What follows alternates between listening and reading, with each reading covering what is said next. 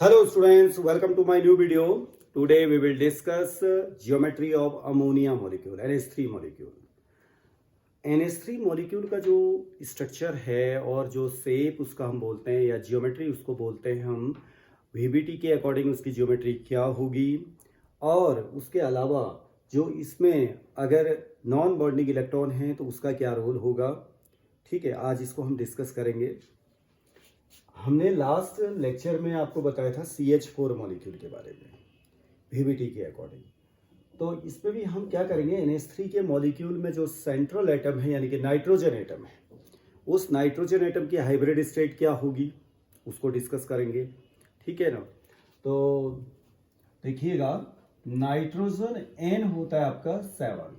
ठीक, नॉर्मली आप क्या लिख देते हैं 2 5, यही लिखते हैं आप। जो ये 5 है यहाँ पे, these are the outermost electron, these are the valence electron. तो ये जो वैलेंस इलेक्ट्रॉन है 5 के 5 क्या ये पार्टिसिपेट करेंगे बॉन्ड फॉर्मेशन में। अगर ये 5 के 5 बॉन्ड फॉर्मेशन में अगर पार्टिसिपेट करेंगे तो इस ऑर्बिट में जो इलेक्ट्रॉन टोटल हो जाएंगे वो कितने हो जाएंगे, 10 हो जाएंगे। ठीक है ना, क्योंकि हर एक इलेक्ट्रॉन जो है एक एटम से अगर जुड़ करके एक बॉन्ड का फॉर्मेशन करेगा तो 10 हो जाएंगे इलेक्ट्रॉन। लेकिन सेकेंड ऑर्बिट में कितने इलेक्ट्रॉन होने चाहिए आपके, 8 ही होने चाहिए, क्योंकि उसमें तो S और P ही ऑर्बिटल होते हैं, 10 तो हो ही नहीं सकते उसमें। ठीक है, अब बात आती है कि इसके अंदर 3 इलेक्ट्रॉन तो बॉन्ड में पार्टिसिपेट करेंगे, 2 इलेक्ट्रॉन बॉन्ड में पार्टिसिपेट नहीं करते हैं।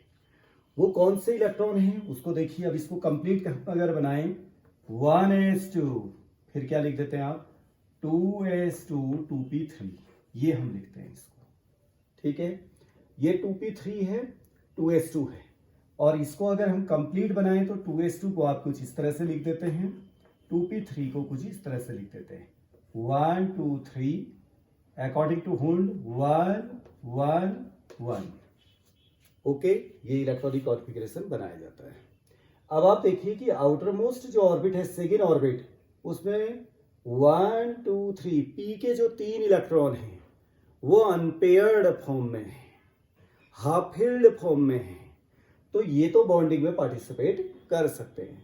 लेकिन जो ये वाला ऑर्बिटल है, जो 2s वाला ऑर्बिटल है, जो पेयर्ड ऑर्बिटल है, ये बॉन्डिंग में पार्टिसिपेट नहीं कर सकता है क्योंकि ये पेयर्ड है। क्लियर, जो पेयर्ड ऑर्बिटल है इट मींस ऑर्बिटल अगर पूरा भरा हुआ है तो वो बॉन्डिंग में पार्टिसिपेट नहीं करेगा क्योंकि उसको इलेक्ट्रॉनों की जरूरत नहीं है।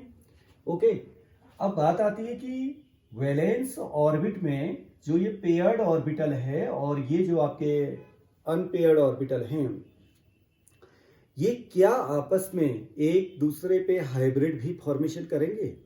आप इसमें देख रहे हैं ये ग्राउंड स्टेट है नाइट्रोजन की।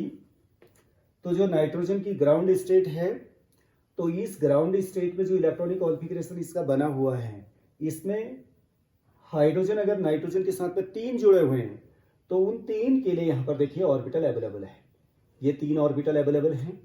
तो इट मीन्स इसमें एक्साइटेड स्टेट तो बनाने की जरूरत नहीं है। एक्साइटेड स्टेट क्यों बनाई जाती है, जब हमारे पास में नंबर ऑफ ऑर्बिटल्स जो बॉन्ड फॉर्मेशन करते हैं और जो बॉन्डिंग जो एटम हैं उनमें कहीं भी अगर डिफरेंस है, लेट की बॉन्डिंग जो एटम हैं वो ज़्यादा हैं और ऑर्बिटल जो अवेलेबल हैं, जो बॉन्डिंग के लिए ऑर्बिटल अवेलेबल है, हाफ फील्ड ऑर्बिटल अवेलेबल है, अगर वो कम हैं तो हमें एक्साइटेड स्टेट बनाने की आवश्यकता होती है।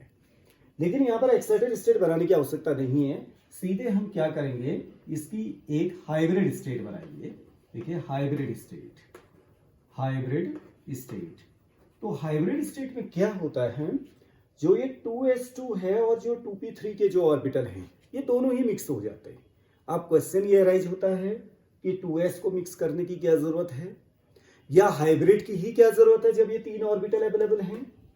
जब 2p के 3 ऑर्बिटल अवेलेबल हैं हाइड्रोजन के साथ बॉन्ड बनाने के लिए, तो हाइब्रिडाइजेशन की क्या आवश्यकता पड़ गई। ये बहुत इंपॉर्टेंट क्वेश्चन है, अधिकतर बच्चे क्वेश्चन करते भी हैं। एक्चुअली इसमें क्या है, देखिए वैलेंस ऑर्बिट में आपके ये 3 ऑर्बिटल हाफ फील्ड हैं और एक पेयर्ड है। अगर ये वैलेंस ऑर्बिट में पेयर्ड ऑर्बिटल को अगर आप छोड़ देते हैं, आइसोलेटेड फॉर्म में अगर छोड़ देते हैं उसको आप उसकी एनर्जी को बॉन्डिंग ऑर्बिटल के बराबर में नहीं करते हैं। जैसे ये बॉन्डिंग ऑर्बिटल होंगे, हाफ फील्ड ऑर्बिटल, ये तो बॉन्ड बनाएंगे और इसकी एनर्जी थोड़ा सा अलग होगी। तो इससे क्या होगा, मॉलिक्यूल में स्टेबिलिटी नहीं आएगी। तो this should be equal in energy with half filled orbital. Half filled orbital के बराबर ही इसकी भी एनर्जी होनी चाहिए, क्योंकि ये वैलेंस आउटर मोस्ट ऑर्बिट का ही जो है पार्ट है। आउटर मोस्ट ऑर्बिट में ये है, अगर इसकी एनर्जी में डिफरेंस रहेगा तो ये बहुत ज़्यादा डिस्टर्ब करेगा किसको, बॉन्डिंग ऑर्बिटल को, ठीक है ना। तो बहुत ज़्यादा अगर वो डिस्टर्ब करेगा तो मॉलिक्यूल जो बना है उसको क्या कर सकता है, वो डिस्टेबलाइज कर सकता है। तो इस वजह से जो आपका 2s ऑर्बिटल है इसकी भी एनर्जी जो है इन ऑर्बिटल्स के बराबर करनी होती है। जब इन ऑर्बिटल्स के बराबर कर देंगे, सभी ऑर्बिटल्स की एनर्जी बराबर हो जाएगी अगर आउटर मोस्ट में, वैलेंस ऑर्बिट में, तो it means they can be more stabilize, they can be more stabilize, वो और ज्यादा स्टेबल हो सकते हैं। तो इसके लिए क्या करते हैं, ये जो 2s है और जो 2p के ऑर्बिटल हैं ये सभी क्या हो जाते हैं, मिक्स हो जाते हैं, ओके। और 4 इक्विवेलेंट एनर्जी ऑर्बिटल मिल जाएंगे इसको, और उनको हम क्या बोलेंगे, हाइब्रिड ऑर्बिटल बोलेंगे। एक में तो पेयर्ड इलेक्ट्रॉन रहेंगे, बाकी 3 में अनपेयर्ड, 3 अनपेयर्ड होंगे, ठीक हो गया। जब ये 3 अनपेयर्ड हैं तो बॉन्ड फॉर्मेशन तो इन्हीं के साथ में होगा, एक हाइड्रोजन इससे जुड़ेगा, एक हाइड्रोजन इससे जुड़ेगा, एक हाइड्रोजन इससे जुड़ेगा, इससे कोई भी हाइड्रोजन नहीं जुड़ सकता क्योंकि ये पेयर्ड है। तो ये जो नॉन बॉन्डिंग आपका इलेक्ट्रॉन दिखाई दे रहा है, ये तो यही आपका क्या है, लोन पेयर जिसको आप बोलते हैं, ये लोन पेयर है, ओके। ये लोन पेयर है, इसको हम नॉन बॉन्डिंग इलेक्ट्रॉन बोलते हैं। अब आप बताइए ये लोन पेयर किस ऑर्बिटल में है, क्योंकि हमने s और 3p को मिक्स किया, sp3, ये भी sp3, ये भी sp3, ये भी sp3। तो NH3 में जो नाइट्रोजन में, NH3 के जो नाइट्रोजन में अगर आप लोन पेयर लिखते हैं, तो अगर हम बच्चों से ये पूछें कि ये NH3 का जो ये लोन पेयर है नाइट्रोजन के पास में, ये किस ऑर्बिटल में है, तो अधिकतर बच्चे, कोई बच्चे कहते हैं p ऑर्बिटल में है, कोई बच्चे कहते हैं s ऑर्बिटल में है, लेकिन ये ना तो s ऑर्बिटल में है ना ये p ऑर्बिटल में, ये किस ऑर्बिटल में, sp3 हाइब्रिड ऑर्बिटल में है ये, ठीक है ना।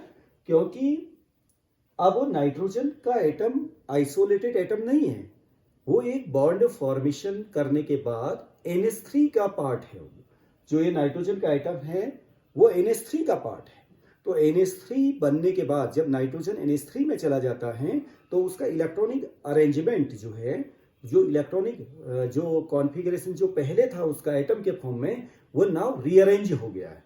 वो रीअरेंज होने के बाद में यहाँ पर क्या आ गए, उसके जो लोन पेयर हैं वो sp3 हाइब्रिड ऑर्बिटल में आ गए, क्योंकि वो मॉलिक्यूल का ऑर्बिटल बन गया। वो अब एटम का ऑर्बिटल नहीं है, वो एटॉमिक ऑर्बिटल अब नहीं है, वो मॉलिक्यूल का ऑर्बिटल है। जैसा कि MOT में कहा भी गया, मॉलिक्यूलर ऑर्बिटल। MOT में आपने देखा होगा 2 तरह के ऑर्बिटल आपको मिल जाएंगे, मॉलिक्यूलर ऑर्बिटल और एंटी बॉन्डिंग मॉलिक्यूलर ऑर्बिटल। 2 तरह के मिलेंगे, बॉन्डिंग मॉलिक्यूलर ऑर्बिटल भी मिलेगा और एंटी बॉन्डिंग मॉलिक्यूलर ऑर्बिटल भी मिलेगा, ठीक है ना। ये तो लोन पेयर हो गया। इससे आपका क्या जुड़ेगा, अब जब मैं NH3 का फॉर्मेशन दिखाता हूँ आपको, NH3 आप बनाएंगे तो ये चारों को दोबारा हम लिख दे रहे हैं, यहाँ देखिए 1 2 3 4, ये तो पेयर्ड है, ठीक है। Lone pair, lone pair, lone pair, एक हाइड्रोजन इससे जुड़ जाएगा, हाइड्रोजन का s ऑर्बिटल आएगा, एक इलेक्ट्रॉन लेके आएगा, पेयर्ड। हाइड्रोजन का s ऑर्बिटल आएगा, एक इलेक्ट्रॉन लेके आएगा, पेयर्ड। हाइड्रोजन का s और h ऑर्बिटल आएगा और एक इलेक्ट्रॉन ही हो गया, ये तो NH3 हो गया। अब इसी को अगर आप ऑर्बिटल के कॉन्सेप्ट में लेके आए, ये सभी बॉन्ड क्या होंगे आपके, सिग्मा बॉन्ड, ठीक है ना। अब ऑर्बिटल के कॉन्सेप्ट में लेके आएंगे तो एक s ऑर्बिटल, देखिए एक s ऑर्बिटल है और 3 जो है इस पे क्या मिल गए हैं आपके, p ऑर्बिटल मिल गए हैं, वो है 3 p ऑर्बिटल हो गए 3p, एक s है और 3 p है। तो इट मीन्स यहां पर भी क्या है, 25% अगर ये है आपका s तो 75% क्या है आपका p है। तो इट मीन्स जो यहां पर हाइब्रिड ऑर्बिटल बनेगा वो किसकी तरह दिखेगा, p की तरह दिखेगा, कुछ इस तरह से दिखेगा आपका, ओके। ये क्या हो गया आपका sp3 हाइब्रिड ऑर्बिटल। अब जब नाइट्रोजन में इसको लेके आएंगे तो देखिए नाइट्रोजन नाइट्रोजन के चारों तरफ कितने हाइब्रिड ऑर्बिटल हैं? 1 2 3 4, 4 हाइब्रिड ऑर्बिटल है। एक हाइब्रिड ऑर्बिटल जो है पेयर्ड है, जो कि लोन पेयर के रूप में है, जो कि नॉन बॉन्डिंग इलेक्ट्रॉन है। ठीक है ना? एक तरह से ये हो गया 1 1 2 3 and last one is 4। Okay, इसमें तो पेयर्ड है। ओके, ये बॉन्डिंग में पार्टिसिपेट नहीं करेगा। Clear? 1 electron 1 electron 1 electron. Okay, इन 1 इलेक्ट्रॉनों से कौन जुड़ना है? बोलो, हाइड्रोजन जुड़ना है। हाइड्रोजन का कौन सा ऑर्बिटल आया? S orbital. हाइड्रोजन का एस ऑर्बिटल एक इलेक्ट्रॉन लेके आया, पेयर्ड हो गया। ये इलेक्ट्रॉन क्या है? बॉन्डिंग इलेक्ट्रॉन, बॉन्ड पेयर जिसको हम बोलते हैं। हाइड्रोजन का एस ऑर्बिटल, हाइड्रोजन का एस ऑर्बिटल, एक इलेक्ट्रॉन और आ गया। क्लियर? हाइड्रोजन का एस ऑर्बिटल एक इलेक्ट्रॉन और लेके आ गया। तो इस तरीके से देखिए, आपने नाइट्रोजन हाइड्रोजन के बीच में बॉन्ड बना दिया है। जो ये ऑर्बिटल है, ये sp3 ऑर्बिटल है, hybrid orbital sp3 sp3 sp3। Clear? Now what is the bond angle between these bond? किन बॉन्ड में? ये बॉन्ड है, ये बॉन्ड है, इनके बीच में बॉन्ड एंगल भी निकालना है, शेप भी निकालना है और जियोमेट्री भी निकालनी है। जब हम जियोमेट्री की बात करते हैं, देखिए जियोमेट्री में क्या है, एक तो जियोमेट्री होता है, एक शेप, ये टर्म यूज किए जाते हैं। जियोमेट्री में हम लोन पेयर और बॉन्ड पेयर सबको लेते हैं, लेकिन शेप में जहां तक मॉलिक्यूल के शेप की बात आएगी, शेप आकार की बात आएगी, केवल बॉन्ड पेयर को लेना। ठीक है ना? कभी भी याद रखना, जो बॉन्ड बनते हैं उससे मॉलिक्यूल का शेप निर्धारित होता है, डिसाइड होता है। तो जो बॉन्ड बनते, पहले कौन से बॉन्ड बनते हैं?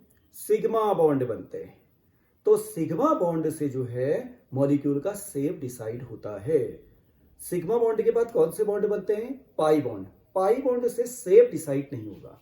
हाँ, पाई बॉन्ड आपका क्या कर सकते हैं, जो बॉन्ड होते हैं उनको शॉर्टन कर सकते हैं, बॉन्ड को छोटा कर सकते हैं। अगर सिग्मा बॉन्ड से बॉन्ड इतना बना हुआ है तो पाई बॉन्ड बनते ही थोड़ा सा बॉन्ड क्या हो जाएगा? शॉर्ट हो जाएगा, क्योंकि ओवरलैपिंग फिर ज्यादा होने लगेगी, ऊपर से भी ओवरलैपिंग होने लगी पाई बॉन्ड में, तो बॉन्ड क्या हो जाते हैं? दोनों एटम क्लोज आने लगते हैं, तो बॉन्ड छोटे हो जाते हैं, शॉर्ट हो जाते हैं। लेकिन पाई बॉन्ड मॉलिक्यूल के शेप को डिसाइड नहीं करेगा। मॉलिक्यूल का शेप ऑलरेडी डिसाइड हो चुका होगा जब सिग्मा बॉन्ड बना होगा। ठीक है ना? तो इसको ध्यान में रखना हमेशा आपको।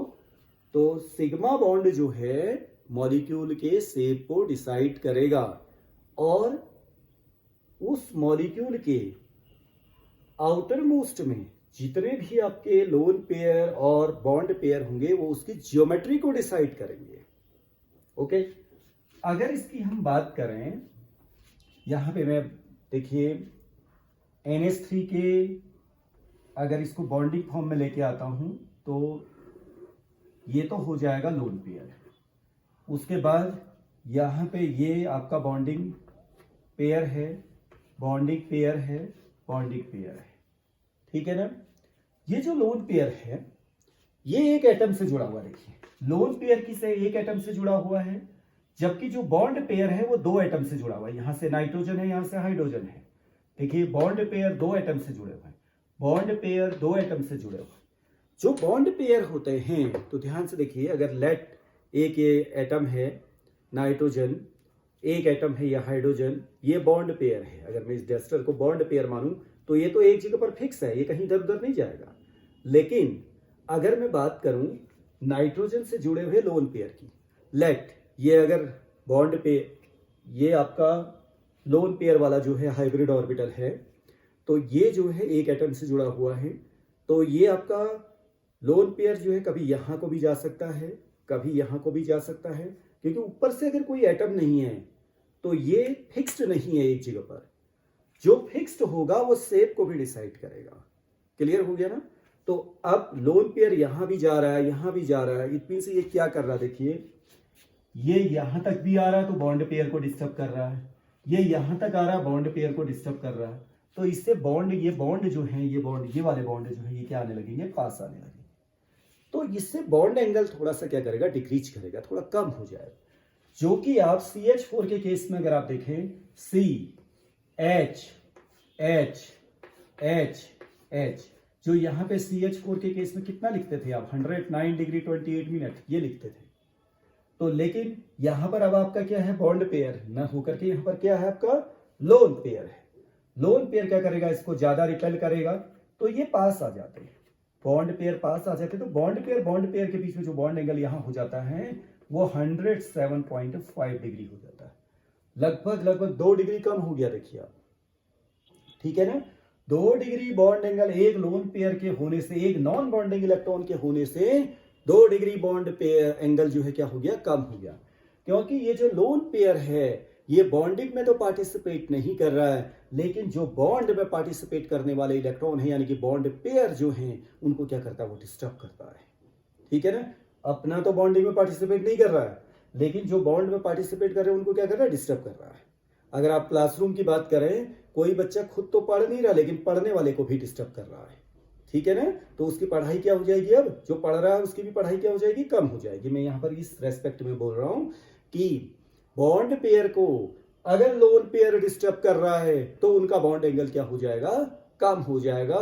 जो होना तो चाहिए था 109.5 या 109.28 डिग्री, लेकिन हो क्या जाता है 107.5 हो जाता है। तो लोन पेयर और बॉन्ड पेयर में रिपल्सन की वजह से ये होता है। सबसे ज्यादा रिपल्सन होगा लोन पेयर के बीच में। अगर 2 लोन पेयर मिल जाएं तो इतना ज्यादा रिपल्सन होने लगेगा, पहले तो वो खुद रिपेल करेंगे एक दूसरे को, फिर बगल में जो बॉन्ड लगे उनको भी डिस्टर्ब करेंगे। क्लियर हो गया ना। तो ये मैंने आज जो आपको बताया है ये है NH3 का, क्या उसका जियोमेट्री मैं बता रहा हूं। देखिए अब जियोमेट्री, अगर कोई बोलता है कि NH3 की जियोमेट्री क्या है, तो जियोमेट्री में तो आप लोन पेयर और बॉन्ड पेयर सबको इंक्लूड करिए। तो उसके लिए तो हम लिख देंगे टेट्राहाइड्रल जियोमेट्री के लिए। लेकिन अगर बात आएगी शेप की, तो शेप के लिए इसको छोड़िए, लोन पेयर को छोड़िए, केवल 3 को देखिए, तो ये आता है पिरामिडल। जो शेप की बात आएगी तो उसमें क्या लिखेंगे आप पिरामिडल, शेप में लिखेंगे पिरामिडल, जियोमेट्री में आप लिखेंगे tetrahedral. Geometry include bond pair and lone pair, while shape include only bond pair. Shape में केवल बॉन्ड पेयर को देखेंगे और जो है आपके ज्योमेट्री में बॉन्ड पेयर और लोन पेयर सबको देखेंगे। ओके, तो आज मैंने आपको बताया ज्योमेट्री के बारे में, NH3 के मॉलिक्यूल को एग्जाम्पल के रूप में लिया। ओके, आई होप कि आपको ये समझ में आया होगा। तो thank you very much. Now see you in next video. Thanks.